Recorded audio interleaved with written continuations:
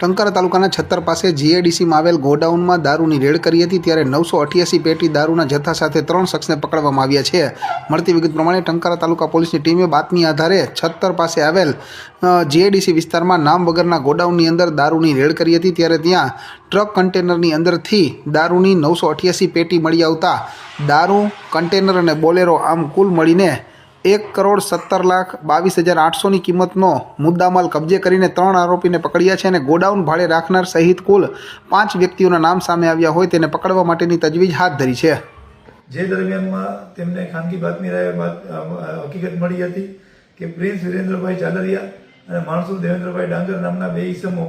GIDC છત્તર ખાતે 29 નંબરના સર્વેમાં godown ભાડે રાખી અને આવી પ્રવૃત્તિ કરી રહેલ છે।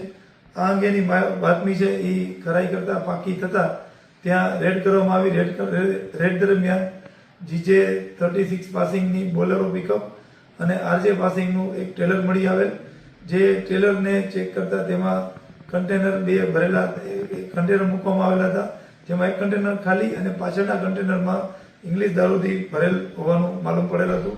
અને આ સાથે 3 ઈસમોની ધરપકડ પણ કરવામાં આવી છે, જેમાં કમલેશ સનોફ બાબુભાઈ વડેરા, જીતમલ સનોફ કાલિયા કટારા, નાનીલાલ સનોફ વાલિયા સિંગાળા બધા બાંસવાડા જિલ્લાના રાજસ્થાનના રહેવાસી હોવાના અને દારૂનો માલ ઉતારી રહેલ હોવાની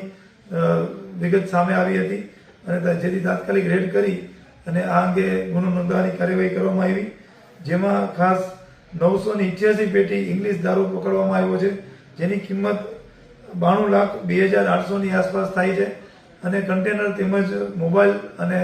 બોલેરો પિકઅપ એમ કુલ થઈને મુદ્દામાલ 1,70,22,800નો મુદ્દામાલ ટંકારા પોલીસે પકડી પાડેલ છે।